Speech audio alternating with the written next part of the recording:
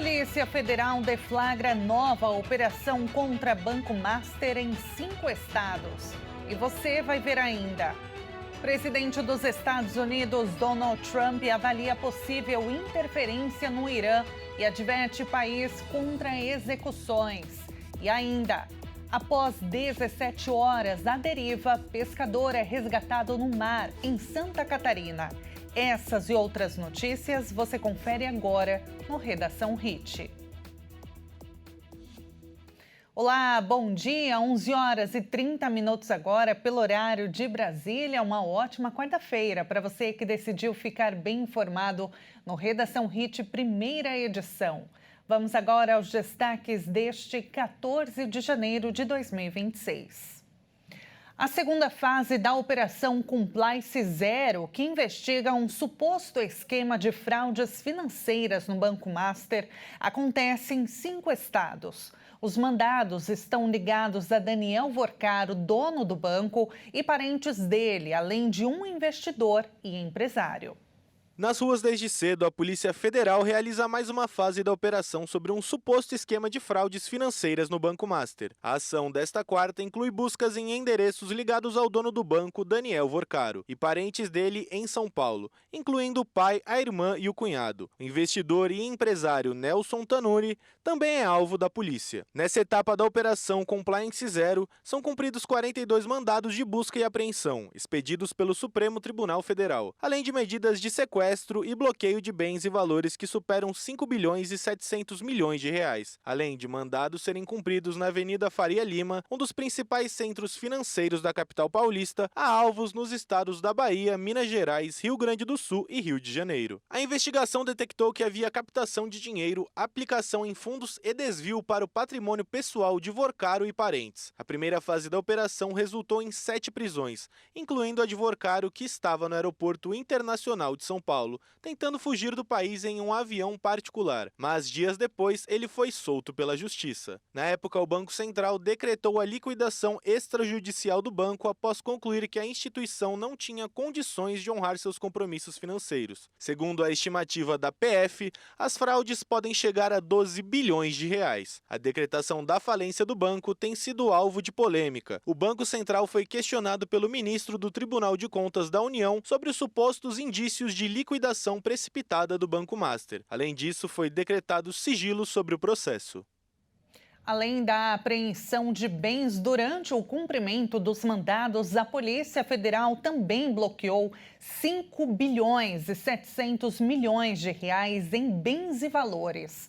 Durante a operação foram apreendidos R$ 97.300 em espécie. A defesa do ex-presidente Jair Bolsonaro protocolou junto ao Supremo Tribunal Federal mais um pedido de transferência para a prisão domiciliar. Desta vez, utilizando como argumento a isonomia jurídica com o caso de Fernando Collor, que teve sua pena convertida em prisão domiciliar pelo próprio ministro Alexandre de Moraes, devido à sua idade avançada. Os advogados argumentam que, assim como ocorreu com Collor, o risco de quedas e a condição de saúde vulnerável de Bolsonaro tornam o ambiente onde ele está preso, na Superintendência da Polícia Federal, incompatível com a dignidade humana. Collor está em tratamento da doença de Parkinson há aproximadamente 6 anos, com a constatação real da presença progressiva de graves sintomas motores. A petição, endereçada a Moraes, defende que o episódio causou um quadro de vulnerabilidade clínica permanente e que a unidade prisional não possui estrutura para oferecer a assistência humana contínua ao ex-presidente. Segundo o documento, Bolsonaro sofreu um traumatismo crânio-facial ao cair da própria altura, o que exigiu atendimento médico e exames como tomografias e ressonância magnética. Embora não tenha sido apontada hemorragia intracraniana, a defesa afirma que o episódio comprova que o ambiente prisional é incapaz de evitar intercorrências graves de saúde. O texto cita uma combinação de patologias crônicas decorrentes das cirurgias abdominais realizadas desde 2018, além de comorbidades cardiovasculares e neurológicas, perda de massa muscular, instabilidade postural, apneia do sono grave e crises de soluço. E olha só esse caso de apologia ao nazismo envolvendo um adolescente no Rio Grande do Norte chegou à justiça. No último sábado, um menino de 13 anos usou uma fantasia que remete ao exército da Alemanha no período nazista, durante uma festa de formatura na cidade de Mossoró, no oeste potiguar. Além da vestimenta, o adolescente aparece em imagens com a família fazendo saudação nazista, um gesto utilizado na época para reverenciar Adolf Hitler, com o braço direito estendido. Segundo a organização da festa, o adolescente compareceu ao evento como convidado de duas irmãs formandas. Em nota, a Facene, faculdade a qual pertenciam os formandos, descreveu a manifestação como repugnante e afirmou que a conduta afronta os valores democráticos, a dignidade humana e a memória das vítimas do nazismo. O Ministério Público e a Polícia Civil do Rio Grande do Norte confirmaram que investigam o caso. Em vídeo, o adolescente pediu desculpas, afirmou estar errado e disse que comprou a roupa em uma feira e que gosta de se fantasiar. A apologia ao nazismo é crime no Brasil. Divulgar, defender ou exaltar o nazismo é um crime previsto na Lei de número 7.716 de 1989, com pena de reclusão e multa. Por se tratar de um menor, o adolescente pode ser punido com medidas socioeducativas. O presidente Donald Trump afirmou nesta terça-feira que os Estados Unidos vão agir de maneira muito firme, nas palavras dele, se autoridades iranianas começarem a executar pessoas detidas durante as manifestações. Não ouvi falar do enforcamento. Se eles forem enforcados, você vai ver umas coisas. Tomaremos medidas muito enérgicas. Se eles fizerem algo assim, tomaremos medidas muito enérgicas. Pelo menos 734 pessoas morreram devido à repressão das forças de segurança iranianas, embora o número real de vítimas provavelmente seja de milhares, indicou nesta terça a organização Iran Human Rights, sediada na Noruega. A ONG destacou o caso de Irfan Soltani, de 26 anos, preso na semana passada em uma cidade satélite de Teherã, e que, segundo uma fonte da família, foi condenado à morte e pode ser executado nesta quarta-feira. Também aumentaram os temores de que o regime possa usar a pena de morte para reprimir os protestos. Cresce a preocupação de que as autoridades voltem a recorrer a julgamentos sumários e execuções arbitrárias para esmagar e dissuadir a dissidência, afirmou a Anistia Internacional. A representação do Irã na ONU acusou nesta terça-feira os Estados Unidos de buscarem um pretexto para uma intervenção militar. A possível execução de Irfan Soltani, de 26 anos, detido na onda de protestos, ganhou destaque nos jornais do mundo inteiro.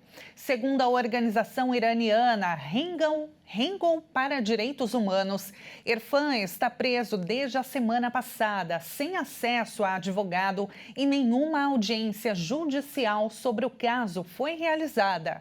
A família foi informada que a sentença é definitiva e teve permissão para uma breve visita de despedida de cerca de 10 minutos, antes da execução prevista para esta quarta-feira. Soltani trabalhava na indústria de moda e havia entrado recentemente em uma empresa privada. Ele é o primeiro manifestante a ser condenado à execução. Desde dezembro, cerca de 18 mil prisões foram feitas no Irã. E veja a seguir, pescador é resgatado no mar em Santa Catarina após 17 horas à deriva.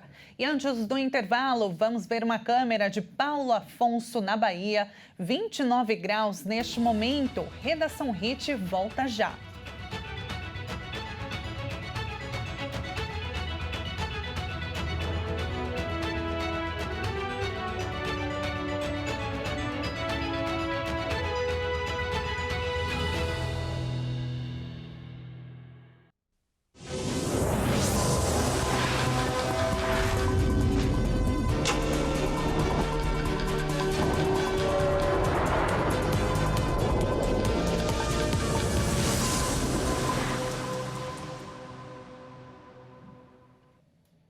E nós estamos de volta agora no horário de Brasília, 11 horas e 42 minutos. O governo federal publicou novas regras para reduzir a fila de 3 milhões de pessoas do INSS. A portaria surge no momento em que mais de 2 milhões e 900 benefícios estão represados. Novas regras excepcionais e temporárias foram definidas para a redução das filas pelos benefícios do INSS. As normas serão aplicáveis ao Programa de Gerenciamento de Benefícios e ao pagamento extraordinário do Programa de Gerenciamento de Benefícios, ambos vinculados ao Instituto Nacional do Seguro Social. A determinação prevê o reconhecimento inicial de direito para 2 serviços. A decisão vale para benefícios por incapacidade pré-perícia e pós-perícia e a concessão de aposentadoria urbana por idade, seja para os benefícios por incapacidade ou reavaliação da superação de renda e benefício de prestação continuada. A gestão das filas vai ser feita pela Diretoria de Tecnologia da Informação. As superintendências regionais do INSS vão ser as responsáveis pelo gerenciamento do acervo individual e abandonam o controle das filas extraordinárias.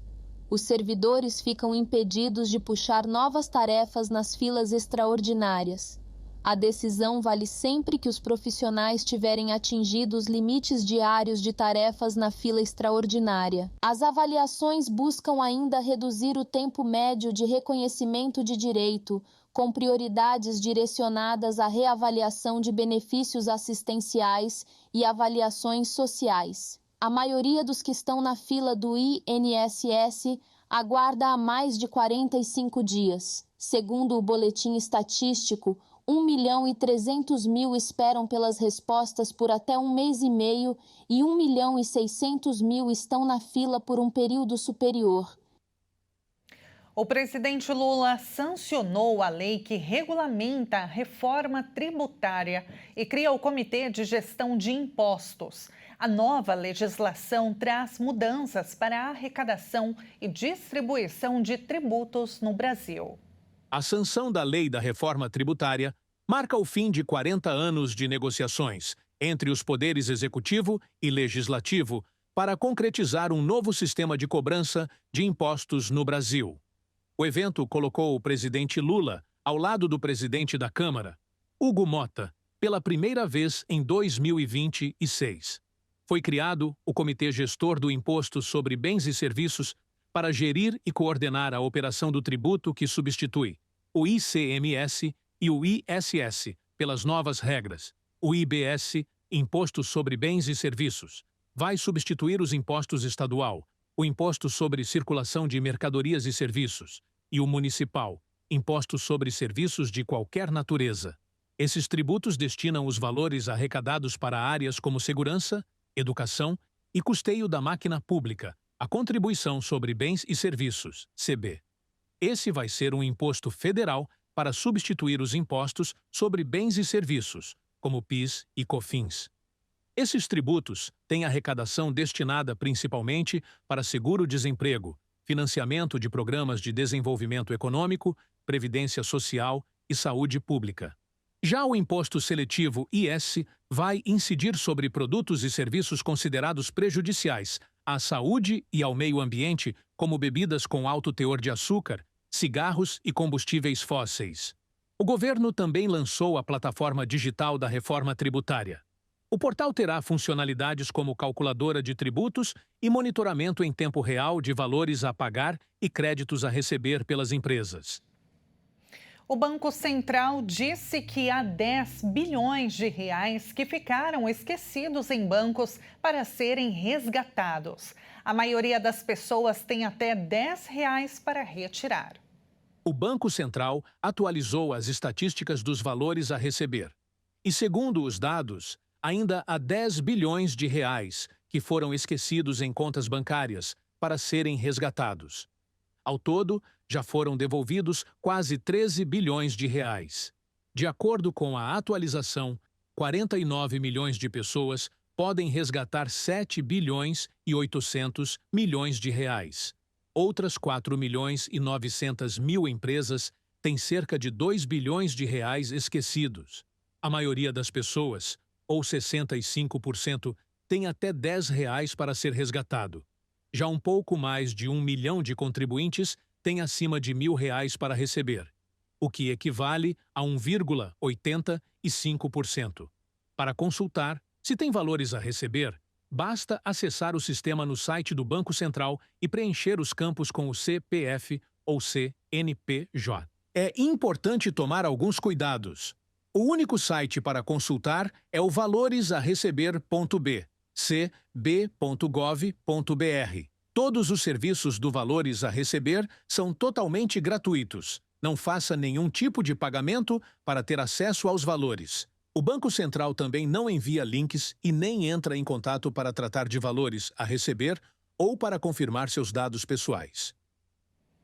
A forte chuva que atingiu a cidade de São Paulo na noite de ontem surpreendeu o paulistano e deixou pessoas ilhadas e mais de 50 mil imóveis sem luz. A Defesa Civil emitiu um alerta severo para alagamentos para moradores da região de Guarulhos e também da Zona Leste.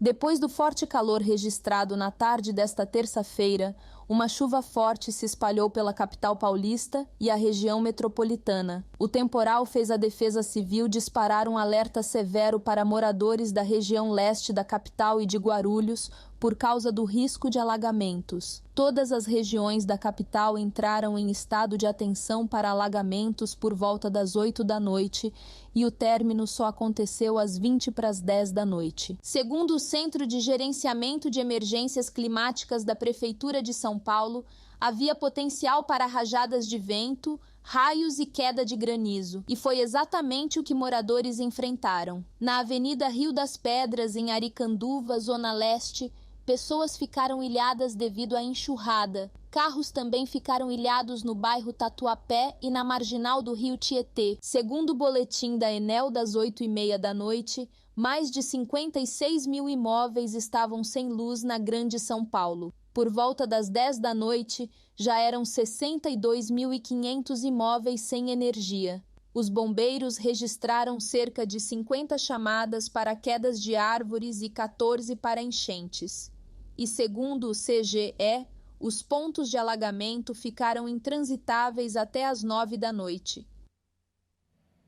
E uma turista de São Paulo que fazia um mergulho em Fernando de Noronha, em Pernambuco, foi mordida por um tubarão-lixa. O caso serve de alerta, já que esse animal é de uma espécie tranquila que não costuma atacar pessoas. A advogada Tayene Dalazen, de 36 anos, foi mordida por um tubarão-lixa durante um mergulho na praia do Porto, em Fernando de Noronha. Ela, que já tinha feito outros mergulhos com tubarões, não se desesperou no momento do ataque e afirmou que não foi grave e que está bem. Ela contou que desceu em apneia e sentiu a mordida muito forte na perna. Na hora, ela percebeu que havia sido mordida. O tubarão a segurou por um momento com a boca e só conseguiu se soltar com a ajuda do guia, que precisou bater no animal para que ele a soltasse. Um vídeo feito momentos antes de Tayene ser atacada mostra a vítima nadando entre os tubarões. Surfista consciente, ela disse que estava no habitat dos tubarões e que o animal não tem culpa. Ela foi socorrida no hospital, onde foi feita uma limpeza no local e deram medicamentos para a dor. Depois, ela tomou a vacina antitetânica e foi orientada sobre os cuidados necessários. O caso tomou repercussão após o relato de Tayane nas redes sociais. Ela mostrou a perna com a marca da mordida do animal, mas também tranquilizou seus seguidores e brincou, dizendo que o tubarão é que deve estar sem dente. Após ficar 17 horas à deriva, um pescador foi resgatado no mar em Santa Catarina. A embarcação que ele estava naufragou e ele sobreviveu agarrado a uma porta de geladeira. Os bombeiros informaram que o pescador de 35 anos foi resgatado a cerca de 4 quilômetros da costa na Praia do Ervino, em São Francisco do Sul, no norte de Santa Catarina. Ele sobreviveu ao naufrágio e ficou mais de 17 horas à deriva, agarrado a uma porta de geladeira. O homem foi localizado pelo helicóptero Águia, próximo às Ilhas Tamboretes. O resgate foi feito com um equipamento chamado Puça, e o pescador foi levado ao hospital consciente para receber atendimento médico. Segundo os médicos, o quadro dele é estável. Ainda segundo os bombeiros, o corpo do pai do pescador, que também estava na embarcação durante o naufrágio, foi encontrado a 9 quilômetros da costa. A vítima tinha 58 anos. Pai e filho haviam saído para a pesca de camarão na região. Segundo a Polícia Militar de Santa Catarina, a embarcação afundou no fim da tarde da segunda-feira e, para se manter vivo, o homem se agarrou a uma porta do refrigerador. Não há informações sobre a causa do naufrágio, mas os bombeiros acreditam que pode ter acontecido por conta das tempestades que atingiram a região. Que bom que acabou tudo bem. E olha, vamos abrir a nossa câmera do alto do prédio da Hit TV, ver o tempo neste momento, o céu da capital paulista, termômetros marcando agora 27 graus. Há previsão de chuva para tarde, viu? Muito obrigada pela sua companhia nesta manhã de quarta-feira. A gente se encontra novamente amanhã, às 11h30 em ponto, ao vivo. Te espero.